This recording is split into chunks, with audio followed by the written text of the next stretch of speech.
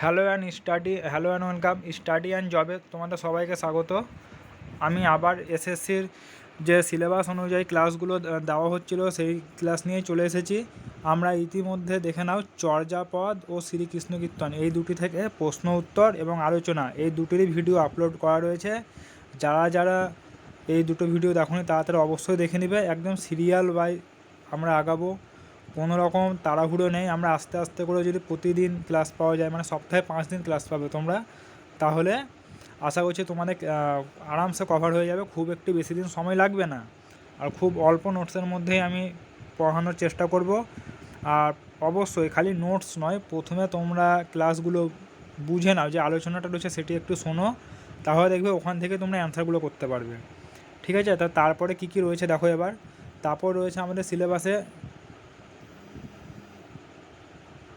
বৈষ্ণব সাহিত্য, অর্থাৎ চণ্ডী, মানে ওখানটায় সিলেবাসে রয়েছে চণ্ডীদাস, বিদ্যাপতি, জ্ঞানদাস, গোবিন্দ দাস, আর এই সবগুলো নিয়ে হচ্ছে বৈষ্ণব পদাবলী নানা কবি, মানে বৈষ্ণব সাহিত্য। তার জন্য আমি এই হেডিংটা করেছি বৈষ্ণব সাহিত্য।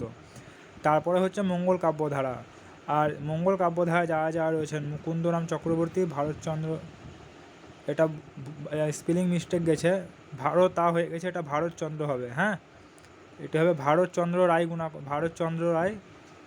তারপরে হচ্ছে বিজয় গুপ্ত, কেতকা দাস, ক্ষেমানন্দ, ঘনরাম চক্রবর্তী। তারপরে হচ্ছে অনুসারী সাহিত্য, কি অনুসারী সাহিত্য, কৃত্তিবাস ওঝা, মালাধর বসু, কাশিরাম দাস, বৃন্দাবন দাস, কৃষ্ণদাস কবিরাজ। তারপরে যেটি রয়েছে সেটি হচ্ছে মুসলমান কবি বা রোশন রাজসভার সাহিত্য, অর্থাৎ আলাউলা দৌলত কাজী। আমাদের এই কবিগুলো শুধু নাম রয়েছে, এরা কিসের মানে সাহিত্যের কোন ধারার কবি সেগুলো আমি ওখানে লিখে নিয়েছি যেন সুবিধা হয় তোমাদের বুঝতে। আর তারপরে হচ্ছে রামাপ্রসাদ সেন ও কমলাকান্ত ভট্টাচার্য। ঠিক আছে, কিন্তু এখানটাতে আমরা এখানটায় যদি একটু ধ্যান দিই, এখানকার মূল হেডিংয়ে রয়েছে আমাদের কি দেখো, সাহিত্যের ইতিহাস, প্রাচীন যুগ ও মধ্যযুগ। তো প্রাচীন যুগ আর মধ্যযুগ পড়তে গেলে একটি ছোট পয়েন্ট আমাদেরকে এক্সট্রা পড়তে হয়, মানে সাহিত্য গোটাটাই পড়তে হবে প্রাচীন যুগ বলতে গেলে বা মধ্যযুগ। তো সেই জায়গাটি হচ্ছে তুর্কি আক্রমণ, বাংলা সাহিত্যে এর একটি প্রভাব ছিল। কোনো কোনো বছর এখান থেকে একটি প্রশ্ন এসে থাকে, তার জন্য এই টপিকটি আমি বাদ দিতে চাইনি। আমি তোমাদেরকে প্রথমে করিয়ে দিব আজকে তুর্কি আক্রমণ। তুর্কি আক্রমণের পর আমরা আসবো অনুসারী সাহিত্য। কি আসবো? অনুসারী সাহিত্য।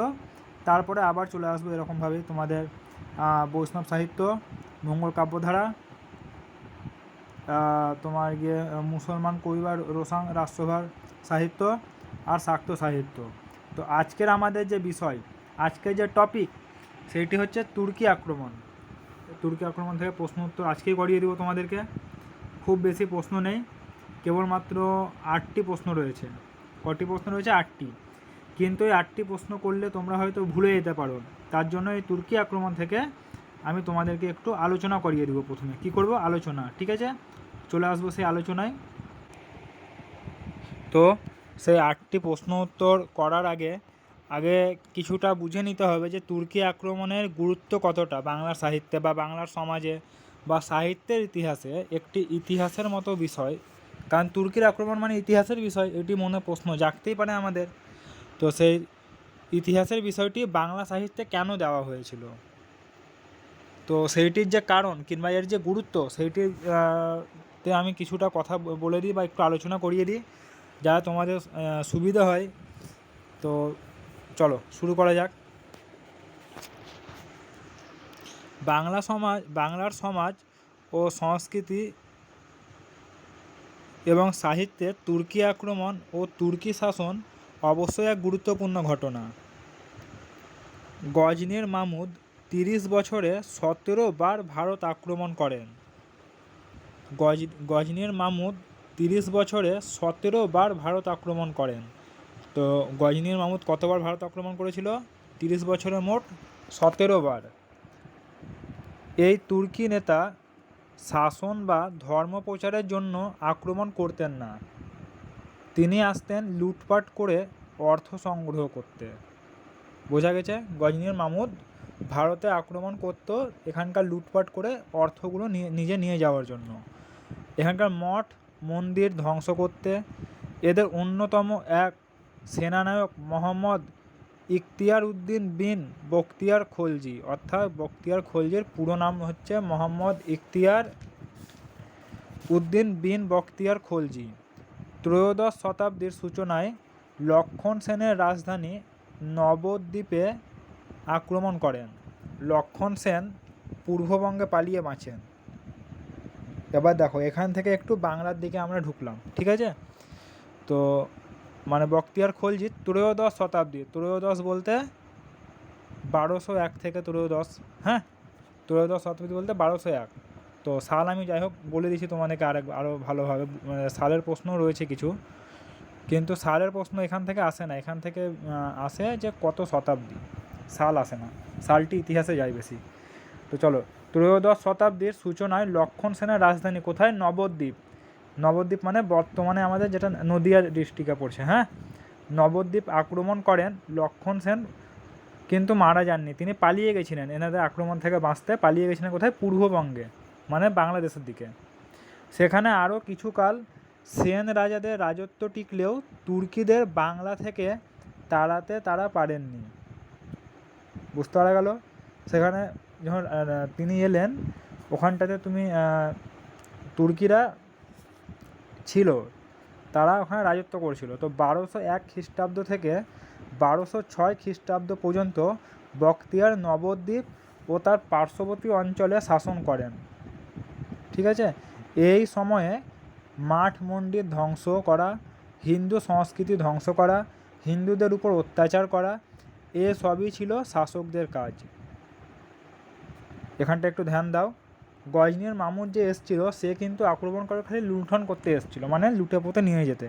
কিন্তু বখতিয়ার খলজি যে আক্রমণ করেছিল সে কিন্তু তার উদ্দেশ্য ছিল নিজের ধর্ম প্রচার, অর্থাৎ আর হিন্দু ধর্মের উপর অত্যাচার, যার জন্য তিনি মন্দির আর মঠগুলো তিনি ভেঙে দেন, তারপরে হিন্দুদের উপর অত্যাচার করেন। বেশ, তারপরে 1206 খ্রিস্টাব্দে এই বখতিয়ার খলজিকে না তো আলিমর্দান নামে এক বিশ্বাসঘাতক বখতিয়ারকে হত্যা করে নিজে শাসক হয়ে বসেন। 1206 সালে বখতিয়ার খলজিকে মারা যায়, মানে মেরে দেয় কে? আলিমর্দান, হ্যাঁ, আলিমর্দান বলে এক বিশ্বাসঘাতক মেরে দেয় এবং সে নিজে শাসক হয়ে যান। তারপর 1227 খ্রিস্টাব্দ পর্যন্ত তার শাসন চলেছিল এই আলিমর্দানের। এরপর দিল্লির পাঠান সুলতানবঙ্গে আধিপত্য বিস্তার করেন, ঠিক আছে? 1227 খ্রিস্টাব্দ থেকে 1341 খ্রিস্টাব্দ পর্যন্ত সে আধিপত্য বজায় থাকে। এরপর বাংলায় শুরু হয় ইলিয়াস শাহী বংশের শাসন, ঠিক আছে? বেশ, তুর্কি আক্রমণের সূচনা থেকে সুলতানি শাসনের শেষ পর্যন্ত বাংলায় সুশাসন ছিল না। বুঝতে পারছো? তুর্কি আক্রমণের সূচনা থেকে সুলতানি শাসনের শেষ পর্যন্ত বাংলায় কী ছিল না? সুশাসন ছিল না। এ সময় বাংলার ইতিহাস ছিল মানে লুণ্ঠত রাজ বা খুন, যৌনাচার, ক্ষমতাবানের ভোগবিলাসিতা আর ব্যভিচারের ইতিহাস। ধর্মের নামও তখন চলেছে অনাচার, দরিদ্ররা হয়েছে শোষণ, বাঞ্ছনা আর অত্যাচারের শিকার। বখতিয়ারের সময়কালে হত্যা, লুণ্ঠন, রাহাজানি পৈশাচিক অবস্থায় পৌঁছেছিল। হিন্দুদের মন্দির, টোল বলতে মন্দিরেরই মানে ছোটো ছোটো যে টিলাগুলো হয় সেটিকে বোঝানো হয়। বৌদ্ধদেব মঠ, বিহার মানেও একটি হিন্দু মন্দির, যেখানে থাকার গৃহটাকে বিহার বলা হতো। বিহার নির্বিচারে ধ্বংস করা হয়েছে। সেই সঙ্গে চলেছে জোর করে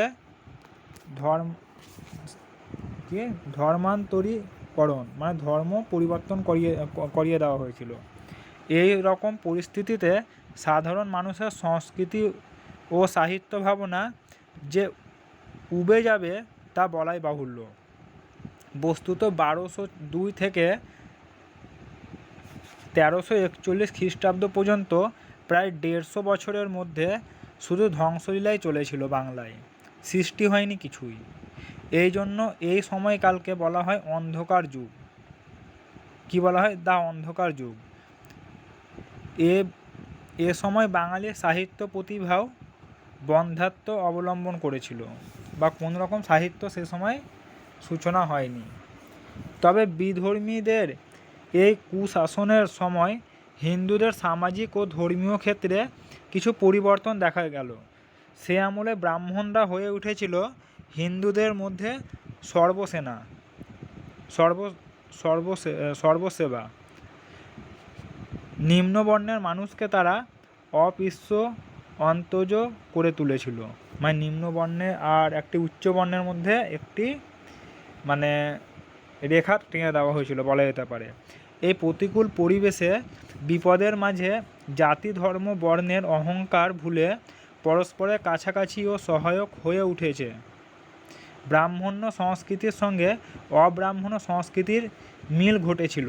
কোন সময়? তুর্কি আক্রমণের সময়। ইতিপূর্বেই উচ্চকোটির হিন্দুরা নিম্নকোটির হিন্দুদের মানুষ বলেই মানত না। এখন এই নিম্নকোটির হিন্দুরাই পাশে পাওয়ার জন্য তাদের ব্যাকুলতা জন্মালো। এ হলো ধর্মরক্ষা এবং আত্মরক্ষার তাগিদ। অর্থাৎ যে উচ্চবর্ণের যে ব্রাহ্মণ বা যে সমাজগুলো ছিল, তারা এই তুর্কি আক্রমণ থেকে নিজেদেরকে বাঁচানোর জন্য, যারা উঁচু পদে থাকে বা উচ্চবর্ণে থাকে তাদের সংখ্যা এমনিতেই কম হয়, আর তারা মারামারি করতে পারবে না, তারা সেই আক্রমণের বিরুদ্ধে প্রতিবাদ করতে পারবে না। ঠিক আছে? তো তাদের কি করতে হবে? তো তাদেরকে যত মানুষ হয় নিজেদের দিকে টানতে হবে। ঠিক তো? মানে নিজেদের দিকে টেনে নিয়ে আসতে হবে। তাই তারা নিম্নবর্ণের মানুষদের সঙ্গে একটি সম্পর্ক গড়তে চাইছিল। ঠিক আছে? বিধর্মী শাসন শুরু হলে আনুষঙ্গিক হিসাবে ধর্মান্তরকরণও শুরু হয়। শাসকের জোর জুলুমে অনেক বর্ণ হিন্দুকে যেমন মুসলমান হতে হয়েছে, তেমনি অত্যাচারের হাত থেকে বাঁচতে এবং স্বার্থরক্ষার তাগিদে নিম্নবর্ণের হিন্দু ও দরিদ্র বৌদ্ধরাও স্বেচ্ছায় মুসলমান হয়েছে। ধর্মত্যাগ করে মুসলমান হলেও এরা নিজেদের সংস্কৃতি ত্যাগ করেনি। জীবন জীবিকা আচার অনুষ্ঠানের অভ্যাস তারা সহজে ত্যাগ করতে পারেনি। তাই অভ্যস্ত হিন্দু সংস্কৃতি আর নবলব্ধ মুসলমান তমদ্দুনের মিশ্রণ ঘটতে থাকে তাদের দ্বারাই। ভাষায় জায়গা নিতে থাকে অনেক মুসলমানি শব্দ। এই সাংস্কৃতিক মিশ্রণ বা সমন্বয় ছিল অনিবার্য। হিন্দু সংস্কৃতির মধ্যে মুঘল সংস্কৃতির প্রবেশ। হিন্দু সংস্কৃতির মধ্যে কাদের প্রবেশ ঘটতে চলেছে? মুঘল সংস্কৃতির। নিম্নবর্ণের হিন্দুদের দলে দলে মুসলমান হয়ে যাওয়া এবং রক্ষণশীল ব্রাহ্মণদেরও ভালো লাগেনি। অস্তিত্ব বিপন্ন হবার আশঙ্কায় তারা নিম্নবর্ণের হিন্দুদের ধর্মান্তরিত হওয়ার প্রতিরোধ করতে চায়। প্রশ্রয় দিতে থাকে অন্তজ মানুষদের লোকবিশ্বাস এবং লৌকিক দেবদেবীকে। মনসা, চণ্ডী প্রভৃতি লৌকিক দেবদেবীকে ব্রাহ্মণ্য সংস্কৃতিতে গ্রহণ করবার আগ্রহ দেখায়। এতে হিন্দু সংস্কৃতি ভেতরে বেশ সমৃদ্ধ হয়ে উঠতে থাকে। আচ্ছা, এই লাইনটি একটু বুঝো। যখন উচ্চবর্ণের যে ব্রাহ্মণরা ছিল, তারা নিম্নবর্ণের মানুষকে কাছে টানার জন্য কী করেছিল? ধর্মে হাত দিয়েছিল। দেখো, একটি কথা ভালো করে মাথায় ঢোকাও, যে কোনো রকম মানে রাজনীতি, পলিটিক্স, এগুলো এক ধরনের পলিটিক্স। হ্যাঁ, যখন কোনো মানুষকে, যা ধরলে একটু অশিক্ষিত মূর্খ, তাদেরকে যদি কিছু দিয়ে যদি ভয় দেখানো যায়, তারা ভয় হয়তো খাবে না। কিন্তু তাদেরকে ভয় যদি বলা যায় যে তোমাদের ধর্ম ছিনিয়ে নেওয়া হবে, বা এই কাজটি করছো, দেখো তোমাদের এইটি করা উচিত নয়, একটি ভগবানের নাম করে বলবে, দেখো এই কাজটি করলে এই ভগবান তোমাদেরকে পাপ দেবে, বা এই ভগবান তোমাদেরকে দেখিয়ে দিবে যে এর ফল কি হতে পারে, বা এরকম করে দেখানো হতো এক সময়। হ্যাঁ, তেমনই মুসলিম সম্প্রদায়ও দেখাতে হতো, এটা করলে এখন আল্লাহ এরকম করবে, এটা করলে এটা, মানে এগুলো তখনকার সময়ে নিজের নিজেদের তাগিদে এই কাজগুলো করা হতো পলিটিক্সে। তো ঠিক আছে, তো তার লৌকিক যে দেবদেবী ছিল মানে মনসা, চণ্ডী প্রভৃতি লৌকিক দেবীকে ব্রাহ্মণ্য সংস্কৃতিতেও গ্রহণ করবার আগ্রহ দেখায়। ঠিক আছে, এতে হিন্দু সংস্কৃতি ভিতরে ভিতরে বেশ সমৃদ্ধ হয়ে উঠতে থাকে, মানে সমৃদ্ধশালী হয়ে যায়। নতুন করে হিন্দু শাস্ত্র ও পুরাণ চর্চা শুরু হলো। কী হলো? নতুন করে হিন্দু শাস্ত্র ও পুরাণ চর্চা শুরু হলো। এবার এখানটাতে আসতে গেলে এবার বাংলার সাহিত্যের সূচনা, মানে এবার কিভাবে লেখা হয়েছিল সেগুলো বুঝতে পারবে। চণ্ডী, মনসা, চণ্ডীমঙ্গল বলতে চণ্ডীমঙ্গলের কাহিনী, মনসা বলতে মনসামঙ্গল, ধর্ম বলতে ধর্মমঙ্গল, এসব লৌকিক দেবদেবীকে হিন্দু দেবদেবীর সঙ্গে সম্পর্কযুক্ত করে যাতে তুলে নেওয়া হলো, মানে তাদের সঙ্গে হিন্দু দেবদেবীদের সম্পর্ক স্থাপন করতে চলেছে। হ্যাঁ, তুর্কি আক্রমণের পর থেকে সুলতানি শাসন পর্যন্ত বাঙালির উপর অত্যাচার ও বঙ্গ সংস্কৃতির বিপর্যয়ের সময় আর একটা কাজও হয়, তা হলো ইষ্ট দেবতার প্রতি আগ্রহ।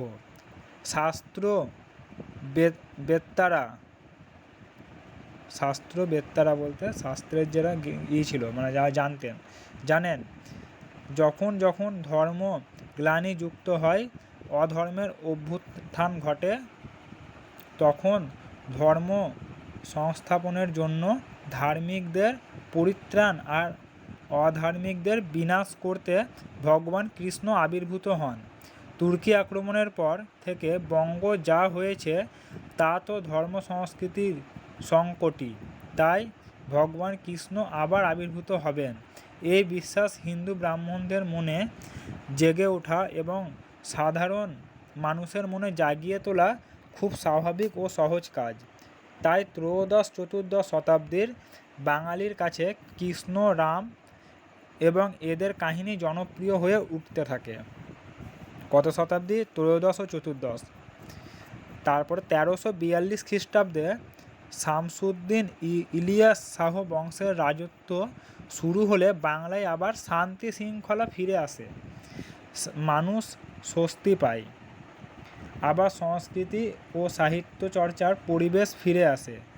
এমনকি মুসলমান শাসকেরাও বাঙালির সংস্কৃতি ও সাহিত্য চর্চায় আনুকূল্য করেন। অনেক প্রতিভাসম্পন্ন কবিকে পৃষ্ঠপোষকতা দিয়ে কাব্যচর্চায় উৎসাহী করা হয়, মানে অনেক মুসলিম শাসক মানে হিন্দু কবিদের মানে নিজেদের সভায় রাখত, জানতো প্রত্যেকটি সভায় একটি করে কবি রাখা হতো আগে। আর সেই সুযোগেই এতাবল কাল বাঙালির অন্তরে জমে ওঠা ভাবনার আকাঙ্ক্ষা সাহিত্যের নানান শাখার মধ্য দিয়েই উচ্ছ্বাসিতভাবে ব্যক্ত হতে থাকলো। মহাপ্রভুর আবির্ভাবের আগেই বড়ু চণ্ডীদাসের শ্রীকৃষ্ণ কীর্তন, কীর্তিবাসের শ্রীরাম পাঁচালী, মালাধর বসুর শ্রীকৃষ্ণ বিজয়, বিদ্যাপতি চণ্ডীদাসের পদাবলী, বিজয়গুপ্ত পিপলাই, নারায়ণ দেবের মনসামঙ্গল প্রভৃতি রচনা হয়ে যায়। তা থেকেই বোঝা যায় এই সময়কালের মধ্যেই বাংলার সমাজ সংস্কৃতি আর সাহিত্য ভাবনা ভিতরে ভিতরে কতটা পরিপুষ্ট লাভ করেছিল। তো বোঝা গেল? ওকে, তো এই ছিল তুর্কি আক্রমণ নিয়ে আলোচনা। যেহেতু খুব সংক্ষিপ্ত আলোচনা, তার জন্য আজকে প্রশ্ন উত্তর পর্ব নিয়েও চলে এসেছি তোমাদের সামনে। দেখলাম এখান থেকে কীরকম প্রশ্ন আসতে পারে, তারই কয়েকটি আমরা প্রশ্ন তুলে ধরেছি। ঠিক আছে, আশা করছি এর বাইরে বাংলার সাহিত্যে তুর্কি আক্রমণ থেকে কোনো প্রশ্ন হবে না। চলো দেখে নেওয়া যাক প্রথম প্রশ্ন কী রয়েছে। 1. তুর্কি আক্রমণের সময় বাংলার সম্রাট কে ছিলেন? আজকেই পড়িয়েছি। তুর্কি আক্রমণের সময় বাংলার সম্রাট কে ছিলেন না তো লক্ষণ সেন। বাংলার সম্রাট ছিলেন লক্ষণ সেন। এই লক্ষণ সেনের রাজধানী ছিল নবদ্বীপে। কোথায় ছিল? নবদ্বীপে। চলো 2. কোন তুর্কি সেনা কত খ্রিস্টাব্দে নবদ্বীপে আক্রমণ করেন? ঠিক আছে, কোন তুর্কি সেনা কত খ্রিস্টাব্দে নবদ্বীপে আক্রমণ করেন? উত্তর: ইখতিয়ার উদ্দিন মোহাম্মদ বিন বখতিয়ার খলজি। বখতিয়ার খলজির একটি পুরো নাম হচ্ছে ইখতিয়ার উদ্দিন মোহাম্মদ বিন বখতিয়ার খলজি। আনুমানিক মানে সম্ভবত 1202 খ্রিস্টাব্দ থেকে মানে 1202 খ্রিস্টাব্দে নবদ্বীপ আক্রমণ করেন। ঠিক আছে, তারপর দেখো কতজন অশ্বারোহী নিয়ে এসেছিলেন বখতিয়ার খলজি? কতজন? 17 জন। 17 জন অশ্বারোহী নিয়ে এসেছিলেন কেবল এই বখতিয়ার খলজি। ঠিক আছে, ইনি নবদ্বীপ ও তার পার্শ্ববর্তী অঞ্চলে আনুমানিক 1202 খ্রিস্টাব্দ থেকে 1206 খ্রিস্টাব্দ পর্যন্ত শাসন কার্য চালিয়ে যান। 3টে প্রশ্ন হলো। এবার চলো একটুখানি আবার একটু বলে দিই, তাহলে মাথায় তোমাদের ভালোভাবে ঢুকে যাবে। দেখো এটা আমি নোটস করেছি, এটা কোনো প্রশ্ন উত্তর নয়। 1206 খ্রিস্টাব্দে আলীমর্দান নামে এক বিশ্বাসঘাতক বখতিয়ারকে হত্যা করে, এখানে মিস্টেক গেছে, হত্যা করে নিজে শাসক হয়ে বসেন। ঠিক আছে, হত্যা এখানে করে হবে, হ্যাঁ, হত্যা করে নিজে শাসক হয়ে বসেন। 1227 খ্রিস্টাব্দ পর্যন্ত তার শাসন চলে। তার শাসন কত পর্যন্ত চলে? 1227 পর্যন্ত তার শাসন চলে। এরপর দিল্লির পাঠান সুলতান বঙ্গে, বা দিল্লির পাঠান যিনি ছিলেন, পাঠান সুলতান বঙ্গে বলতে বাংলায়, বঙ্গে আধিপত্য বিস্তার করেন 1227 পর। ঠিক আছে, তারপর 1227 খ্রিস্টাব্দ থেকে 1341 খ্রিস্টাব্দ পর্যন্ত সেই আধিপত্য বজায় থাকে। এরপর বাংলায় শুরু হয় ইলিয়াস শাহী বংশের শাসন। ব্যাস, শেষ। তারপর দেখো এখানটায় বুঝে নাও এবার এই প্রশ্নটায়, যে 1200, আবার এখানটায় দেখো এটা বুঝে নাও একটু, 1202 থেকে 1341 খ্রিস্টাব্দ পর্যন্ত প্রায় 150 বছরের মধ্যে বাংলায় শুধু ধ্বংসলীলাই চলেছিল, কিছুই সৃষ্টি হয়নি, মানে সাহিত্যে কিছু সৃষ্টি হয়নি। তাই ত্রয়োদশ শতাব্দীকে, অর্থাৎ 1200 থেকে 1350, মানে এটা সম্ভবত ধরা হচ্ছে, 1 মিনিট, 1200 থেকে 1350 পর্যন্ত সময়কালকে বাংলা সাহিত্যে অন্ধকার যুগ বলে ধরে নেওয়া হয়। কি বলা হয়? অন্ধকার যুগ। ঠিক আছে, চল নেক্সট হচ্ছে তুর্কিরা আক্রমণ করলে লক্ষণ সেন কোথায় পালিয়ে যান? তুর্কিরা আক্রমণ করলে লক্ষণ সেন কোথায় পালিয়ে যান? উত্তর হচ্ছে ঢাকার বিক্রমপুরে। ঢাকার কোথায়? বিক্রমপুরে পালিয়ে গেছিলেন। বঙ্গদেশের ঢাকায় বা বাংলাদেশের ঢাকার বিক্রমপুর। তুর্কিরা কোন ভাষায় কথা বলতো? ফরাসি ভাষায়। ফার্সি নয় কিন্তু, হ্যাঁ, ফরাসি। কি? তুর্কিরা কোন ভাষায় কথা বলতো? ফার্সি ভাষায়। নেক্সট প্রশ্ন হচ্ছে ভারতে তুর্কি আক্রমণের নেতৃত্ব কে দিয়েছিলেন? গজনীর মাহমুদ। হ্যাঁ, তুর্কি আক্রমণের নেতৃত্ব দিয়েছিলেন কে? গজনীর মাহমুদ। তুর্কি আক্রমণের নেতৃত্ব দিয়েছিলেন গজনীর মাহমুদ। তিনি কতবার আক্রমণ করেছিলেন? আমি এর আগে আজকে আলোচনায় বলেছি যে তুর্কির মাহমুদ 30 বছরে টোটালে 17 বার, মানে 13 ইয়ার্সে 17 বার আক্রমণ করেছিল। তার উদ্দেশ্য কী ছিল? লুণ্ঠন করা, এখানে রাজত্ব করা নয়, হ্যাঁ, লুটে পুটে নিয়ে যাওয়া। আর বখতিয়ার খলজির উদ্দেশ্য ছিল হিন্দু ধর্ম বা হিন্দু জাতিকে ধ্বংস করা এবং নিজেদের ধর্মকে মানে বাড়ানো। ঠিক আছে, চলো বাংলা সাহিত্যের দিকে আরেকটা প্রশ্ন, এখানে খুব ইম্পর্টেন্ট এই প্রশ্নটি। তুর্কিরা যে বাংলাদেশ জয় করেন এর তীব্র প্রতিবাদ করেন বঙ্কিমচন্দ্র তার কোন উপন্যাসে? প্রশ্নটি আবার একবার বলবো, তুর্কিরা যে বাংলা জয় করেন এর তীব্র প্রতিবাদ করেন বঙ্কিমচন্দ্র তার কোন উপন্যাসে? মানে তুর্কিরা বাংলাদেশে যে রাজত্ব করেছিল বা বাংলাদেশে যে জয়লাভ করেছিল এর প্রতিবাদ জানিয়ে বঙ্কিমচন্দ্র একটি উপন্যাস লিখেছিল, বা কোন একটি উপন্যাসে তিনি আলোচনা করেছিলেন। সেই উপন্যাসটির নাম হচ্ছে মৃণালিনী। কি না? মৃণালিনী।